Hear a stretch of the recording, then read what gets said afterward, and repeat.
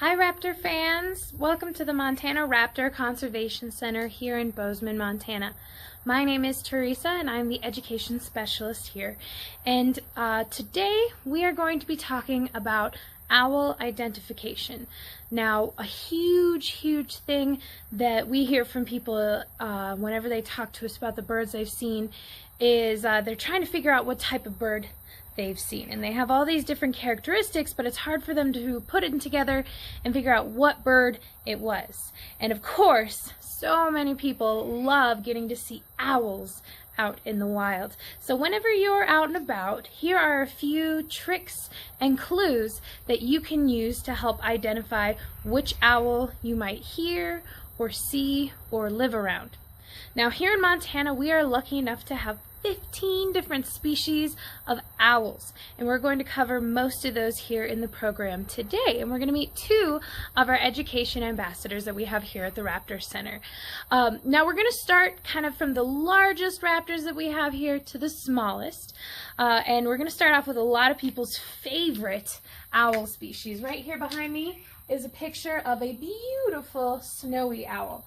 Now here in Montana, we don't get snowy owls very often. They are very rare, but if we do see them, it'll be in the winter time. So if you're thinking you see a bird, it's white and it looks kind of like an owl, but it's the middle of summer, that is a good way to tell that it is not a snowy owl. But if it's the middle of winter, all bets are off.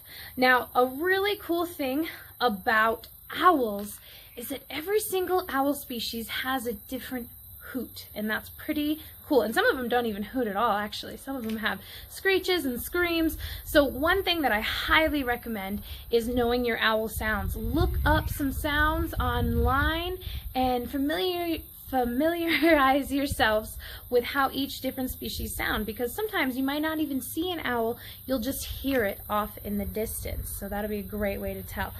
Snowy owls have a very deep woo, woo hoot, and that's of course not perfect, but a very deep hoot. And in this picture excuse me, behind me, this is actually a female snowy owl. The male snowy owls typically have very white chests and very little to no barring on their chests. Now, of course, you can see these beautiful piercing yellow eyes and that round facial disc. So those are good ways to tell you're looking at a snowy owl as well. Now, next to the snowy owl, actually underneath it, is the great gray owl. Now, snowy owls are typically one of the heaviest species of owls, especially if you're talking female owls. So here in Montana, we have the heaviest species is the snowy owl. The tallest species of the females, great gray owls, are the tallest species. And a really good way to tell you're looking at a great gray is that huge facial disc, that round disc made up of thick bristly feathers. Snowy owls have amazing hearing. They could hear a mouse underneath a layer of snow, and that allows them to hunt using their hearing almost completely, especially since they're going to be hunting at very dark times of the night. Now, great grays also have kind of a little white bow tie underneath their facial disc, so that'll be something to help you out too. Also, they don't have plumicorns. So great gray owls do not have those little tufts that stick out of their head. So if you're like, ooh, is it a great gray? Is it great horned? A really good way to tell is they don't have those feather tufts. Now, the next species that is considered one like a little bit smaller than the snowy owl and the great gray is the great horned owl, and we will meet our great horned owl here in just a second. Now, before we bring him out, I want to talk a little bit about this bird here. It's called the barred owl, and when people hear me say barred, the first thing they're thinking is the barn owl, but just below it is actually the barn owl. So you can see the difference between the barred and the barn. Now, when I say barred, I mean like barring on their chest. So the barred owl has nice long streaks barring on their chest, and they have a round facial disc, no feather tufts, so that's a good way to tell them from the great horned owls. The barred owls also have a very unique hoot. The pattern is who's up, or who cooks for you, who cooks for you all. So it's woo woo woo woo woo woo. Of course, not exactly like that, but kind of similar. And they actually have a call that kind of sounds like a monkey. So, wah, wah, wah. Once again, not very good. I would look those guys up though. They have some pretty cool sounds that you would not expect to come out of an owl. And those birds are going to be often found kind of near areas with lots of water, marshlands. We don't see a lot of barred owls around here in Bozeman, but they can be found in different parts of Montana. Another bird that's pretty cool is right here is the hawk owl. And you kind of see why it's called a hawk owl. It has very intense orbital ridges over its eyes, making it look a little bit more like a hawk, but it also has a nice big facial disc, which makes it look a little bit more like an owl. The hawk owl is only typically found in the northernmost parts of Montana, but they are some pretty cool birds. Now we are going to meet our first education ambassador. Okay, everybody, here is our first education ambassador. This here is Boo. And you probably noticed already, but he is a great horned owl. You can see those things sticking out of the top of his head. Of course, that's where they get their name from. Those are actually not horns like his name suggests, but instead are plumicorns. They're just tufts of feathers. And the way I remember that word, plumage and unicorn, plumicorns. And Boo here is one of the larger species that you'll see here in Montana. It's also one of the most common species. You've probably seen or heard one of these owls, especially around here in Bozeman. We have them all over the place. Now these birds are very commonly seen in forested areas. You can see he's got some excellent camouflage for hanging out in a tree right next to the trunk. He definitely looks like some bark that has fallen off of a tree. A very good way, of course, to tell you're looking at a great horned owl are those tufts, but also his excellent camouflage. Now, this bird can be found in the forest, but they can also be found in open areas, open fields, marshlands, desert lands, and they even can be seen near towns and some smaller cities. They live actually pretty well around people. So we do get a lot of great horned owls at the center that have been injured because they're often living closely to people. We actually have great horned owls that are living on campus at MSU here in Bozeman on top of some of the buildings, and they'll actually nest there in the early spring, late winter. So we have great horned owls all over the place. Now, if you haven't seen one, but you've heard the "who's up late, me too" hoot, then you've definitely been around a great horned owl. And Boo might do that a little bit while he's out here, but just in case he doesn't, the sound is whoo, whoo, whoo, whoo. And they can do some variations of that hoot. Another cool thing is if you're around a male and a female great horned owl and they're hooting back and forth to each other, especially very late winter, early spring, when they're finding a mate, the females actually have a higher pitched hoot than the males. So you can tell which one's female and which one's male, hooting back and forth to each other. Now these birds do have other sounds. The young, and when the females are communicating with the young, they have more of a raspy call. Oh, was that scary? We got a little bit of a breeze attacking our pictures behind us, and Boo is not excited about it. So they can have a variety of calls too. These birds, when they're faced with an aggressive predator, they will click and hiss at it to get it to scare it away. Now these birds are often called the tigers of the sky because they're extremely aggressive predators. They can be eating mice, voles, small rodents. They'll go after rabbits, other birds. At night when they're hunting, they might even hunt some bats. But they're also good at hunting things that are pretty large. They will even catch skunks, which is pretty helpful for us when we have skunks nearby. Now, these birds do not have a sense of smell, so they can catch a skunk and not have any issues with it at all. Now, these birds are excellent to have in your neighborhood because they're wonderful rodent control naturally in the environment, helping us keep our rodent populations under control. Now, from great horned owls on down, we're going to discuss some of the more medium-sized raptors or owls that you might find in the wild, starting with the long-eared owl. This bird right here actually kind of looks like a great horned owl, especially the way it's sitting, making it look extra big. This is an aggressive posture, so this bird is probably trying to scare off a person or a predator. You can see it's getting it, pulling its wings out, making it look really, really large. A lot of other owl species will do that, especially great horned owls. And you can see this long-eared owl has those very large feather tufts, plumicorns, sticking out. And also they have those black lines up at the top. So that's a good way to tell you're looking at a long-eared owl. Also, they're quite small compared to the great horned owls. They're almost a third or a half the size of a great horned owl. So pretty small. And then the barn owl is a bit more of a medium-sized bird too. You can see they're very white, and they have a little bit more of a heart-shaped facial disc.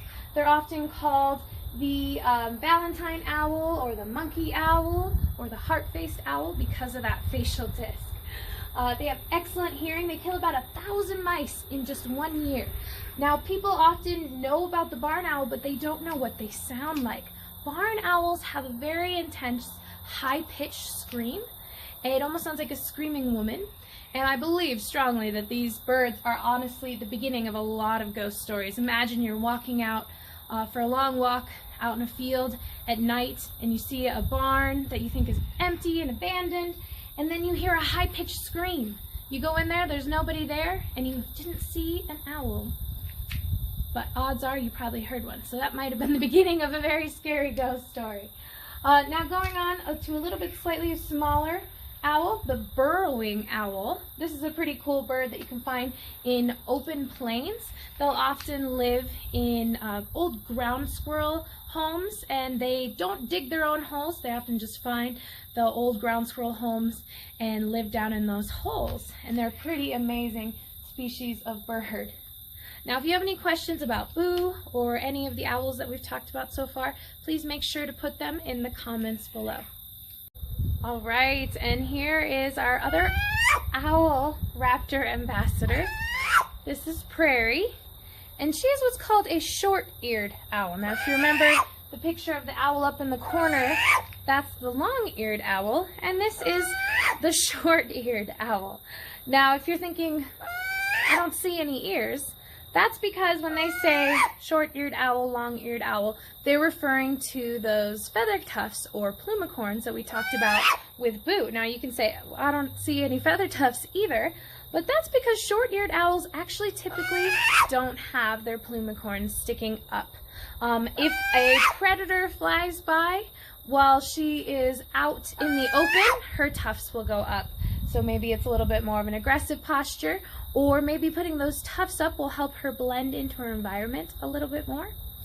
Now, her tufts are down and flat against her head, but they're very, very small when they do stick up and right in the middle of her head. Now, if you're saying, I've never heard an owl make that noise before, that's understandable, because often short-eared owls are actually not known for being very chatty.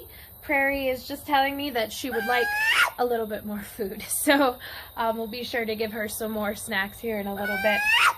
Now, these birds will make this sound, especially when they're younger, but they also make a strange hoot that almost sounds like a bark, and I can't mimic it at all, so I'm not even going to try. But believe it or not, the long-eared owl is actually around the same size as Prairie here, maybe just a tiny bit taller. So she's a little bit more of a medium-sized owl. Excuse me. And the burrowing owl that you see behind her is a little bit smaller than her. So just to give you an idea. And now we're going to go from prairie size to even smaller. And remember, we were talking about those plumicorns. So right here, we have the eastern screech owl. We've got the red phase and the gray phase. So eastern screech owls can come in red phase and gray phase. Also, next to that, we have the western screech owl. And no, these are not accurate portrayals of their size. They are a very small owl species. You can see they've got those tufts sticking straight up in the air. They kind of look like little cat ears. And so that's a good way to tell you're looking at eastern and western screech owls. Now basically, the eastern screech owls are on the east side of the Rockies, and the western screech owls are more on the west side of the Rockies. They also have a little bit of a darker bill, typically. So that's kind of a good way to tell you're looking at a screech owl with those little feather tufts. And they're probably a little maybe even like a third or a half a size smaller than Miss Prairie here. So they're a very small species of owl. Now, they have a very interesting hoot. It's actually often a little bit more of a whinnying sound. They go.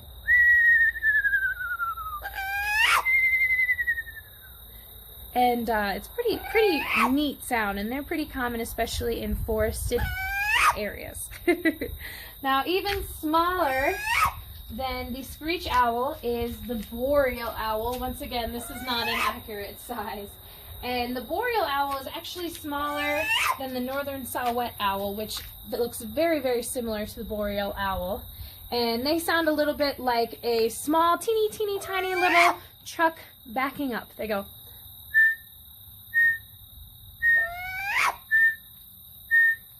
And sometimes they'll do that for a really long period of time. Now, smaller than the boreal owl is the flammulated owl, very small owl that typically hunts in very dark times of the night. They actually mostly hunt insects, and they commonly eat a lot of moths. So they're one of the few owl species that actually will migrate here in Montana. So we won't typically find them in the winter time because their main food supply is not going to be able to survive in our cold temperatures. So they do have to migrate a little bit. And then the smallest owl species we have here in Montana is the pygmy owl. And you might not be able to understand quite how small they are because pygmy owls are amazing hunters, very fierce little predators. You can see that this guy over here has caught and is eating a squirrel. So very impressive hunters. They can catch prey that is twice the size as them. So very vicious predators, but they are very tiny. Now, once again, all of these owls have different sounds that will allow you to help know what type of owl you are around if you hear their sounds. With that piece. Also, if let's say you have a bunch of those sounds happening around your yard and you're wondering if you have a nest in your yard, especially with those really little owls, most of them are cavity nesters, so it'll be hard to figure out where they're living. But if you look at the base of trees, a lot of times you'll find pellets, which are little balls of mice fur and the bones that they've eaten all squished into a pellet, and they cough it back up because it's something that they can't quite digest fully.